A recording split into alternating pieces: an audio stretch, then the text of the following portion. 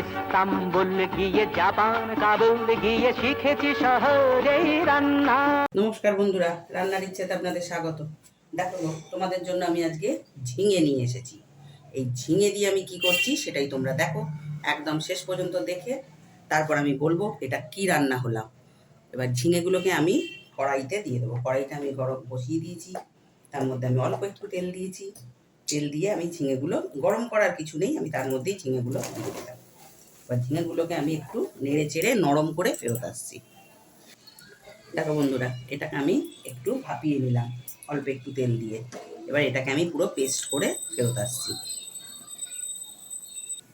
দেখো তেলটা বসিয়ে গরম করে নিয়েছি।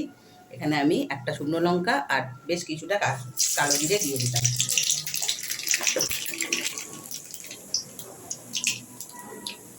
এবার এটা দিয়ে গন্ধ বেরোতে না বেরোতেই আমি এখানে বেশ কিছুটা পেঁয়াজ কুচিয়ে নিয়েছি আর রসুন কুচিয়ে নিয়েছি। এইগুলো আমি এখানে দিয়ে দেবো। আগে রসুন কুচিটা দেবো।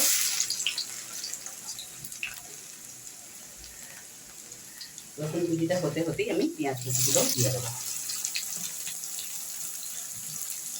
এগুলো একটু ভাজা ভাজা হোক ফেরত আসবে। দেখো পেঁয়াজ রসুনটা যেই ভাজা ভাজা হয়েছে, আমি এখানে বেশ কিছুটা চিংড়ি মাছ কিমা করে রেখেছি, আমি সেটাকে দিয়ে দিলাম।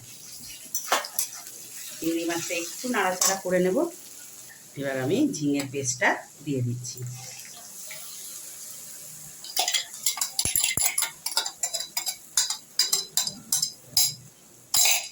দিয়ে এবার একটু নাড়াচাড়া করে নেব।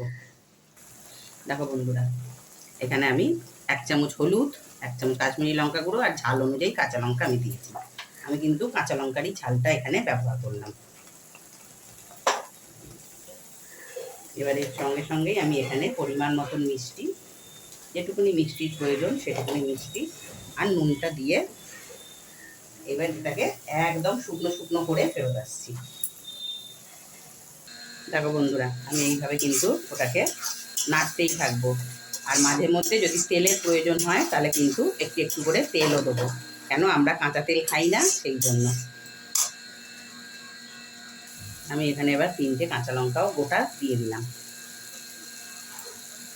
দেখো বন্ধুরা, আমার একদম তেল ছেড়ে দিয়েছে। আমি একটু সামান্য একটু গরম মশলা দিলাম, তোমরা চাইলে দেবে, না চাইলে দেবে না। এটা মিক্স করে আমি একদম, দেখো বন্ধুরা, ফাইনালি আমি একদম ফেরত এলাম। ঝিঙের ভর্তা কেমন লাগলো বলো? হেভি লোভনীয় আর হেভি টেস্ট হয়েছে। অবশ্য একটু এটা আবার কিছুটা যে রান্না করে তার হাতের কারিগরিও বলতে পারো। হয়তো সবার হাতের রান্না তো সমান হয় না, তো তবুও রান্নাটা দেখে বানিও, আমাকে কমেন্টে বলো কেমন হয়েছে। খেয়েও, সবাইকে খাইও। আমার তো ভীষণ ভীষণ পছন্দের, তাই তোমাদের সঙ্গে এটা শেয়ার করে ফেললাম। খুব চটজলদি হয়ে যায়, খুব কম উপকরণ, খুব কম মশলাপাতি। ভালো লাগলে জানিও।